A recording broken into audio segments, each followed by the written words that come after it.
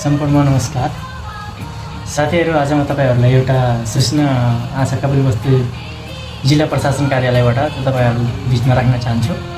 चुनाव हुन गइरहेको प्रतिनिधि सभा सदस्य चुनावलाई शान्तिपूर्ण सम्पन्न गर्नका लागि हाम्रो कपिलवस्तु जिल्ला प्रशासन कार्यालयद्वारा एउटा प्रेस विज्ञप्ति जारी भएको छ, जुन 15 गतेदेखि सम्पूर्ण जिल्लामा त्यो मादक पदार्थ सेवन गर्ने अथवा ओसार पसार गर्ने कार्यहरूलाई एकदमै रोक लगाएको छ।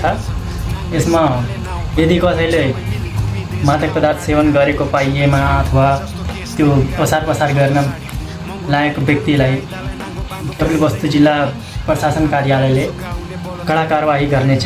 त्यो कुरालाई सबैले मध्यनजर गर्दै सचेत हुनु होला। अनि त्यसपछि यो सबै नियमको पालना गर्नु, हाम्रो राष्ट्र बनाउनलाई निर्वाचन हुन एकदमै जरुरी छ। त्यो निर्वाचनमा सबैजना सहभागी भई शान्तिपूर्ण निर्वाचनलाई पूरा गर्न आग्रह गरिरहेछु। धन्यवाद।